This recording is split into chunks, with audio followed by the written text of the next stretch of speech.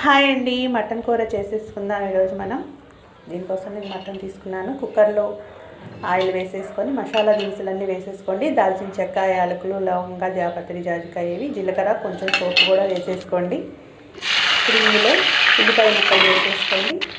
ఒక 3 పచ్చిమిర్చి చీలికలుగా చేసేసి వేసేసుకోండి. ఇప్పుడు అల్లం వెల్లుల్లి పేస్ట్ వేసేసుకోండి. అల్లం వెల్లుల్లి పేస్ట్ వేసాక పసుపు వేసేసుకోండి. కొంచెం అల్లం వెల్లుల్లి పేస్ట్ పచ్చివాసన పోయే వరకు వేగనివ్వండి. తర్వాత ఇందులో కరివేపాకు, కొంచెం అంత పుదీనా వేసుకోండి. ఇప్పుడు మనం మటన్ని వేసేసుకుందామండి. మటన్ అంతా అల్లం వెల్లుల్లి పేస్ట్, ఉల్లిపాయ ముక్కల్లో కలిసేలాగా చక్కగా కలిపేసుకొని మూత పెట్టి మగ్గనివ్వండి.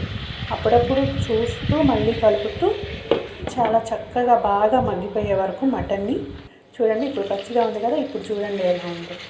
ఇలా మగ్గే వరకు మగ్గనివ్వండి. బాగా మధ్య మధ్యలో చూస్తూ కలుపుతూ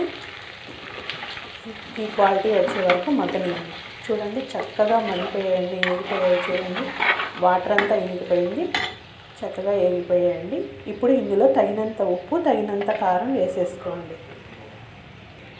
చాలా ఈజీ అండి. మటన్ అంటే ఏదో కష్టం కదా, చాలా ఉండడం, చాలా ప్రాసెస్ అనుకోకండి. నేను చాలా ఈజీగా చూపిస్తున్నాను.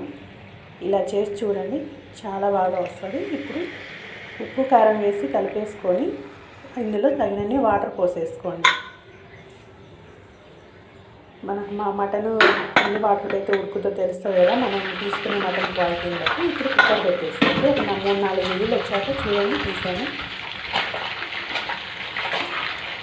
ఇలా కొంచెం వాటర్ మిగిలిపోయింది అనుకోండి, మళ్ళీ స్టవ్ వెలిగించేసి పొయ్యి మీద పెట్టేయండి. పులుసుగా కావాలంటే ఇలాగే ఉంచేసుకోవచ్చండి. ఇప్పుడు ఇందులో మసాలా వేసుకున్నామండి. మసాలా పొడి వేసుకొని బాగా కలిపేయండి. నాకు కొంచెం పులుసు ఎక్కువగా ఉన్నట్టు అనిపిస్తుంది. కొంచెం చిక్కబడే వరకు ఉంచుతానండి నేను. మనం ఏ క్వాలిటీలో కావాలంటే ఆ క్వాలిటీ వరకు తీసేసుకోవచ్చండి. పులుసు కావాలంటే పులుసు, పూర్తిగా ఇనికిపోవాలంటే పూర్తిగా ఇనికిపోయే వరకు స్టవ్ మీద అలాగే ఉంచేసేయండి. చాలా ఈజీ అండి, పెద్ద ప్రాసెస్ ఏం కాదు.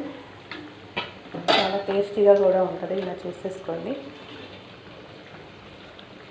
ఫైనల్గా కొత్తిమీర వేసేసుకుందామండి. చూడండి దగ్గర పడిపోయింది కూర. ఈ క్వాలిటీలో ఉంచేసుకోవాలండి. మటన్ చల్లారేసరికి ఇంకొంచెం దగ్గరగా అయిపోతుందండి. కాబట్టి కొంచెం పులుసుగా ఉన్నప్పుడే స్టవ్ కట్టేసుకోండి. మటన్ కర్రీ రెడీ అయిపోయిందండి. చూడండి, మీరు కూడా ఇలా ట్రై చేయండి. ఎలా ఉందో నాకు కామెంట్ చేయండి. నా ఛానల్ని సబ్స్క్రైబ్ చేసుకోండి ఫ్రెండ్స్. లైక్ చేయండి, షేర్ చేయండి, కామెంట్ చేయండి.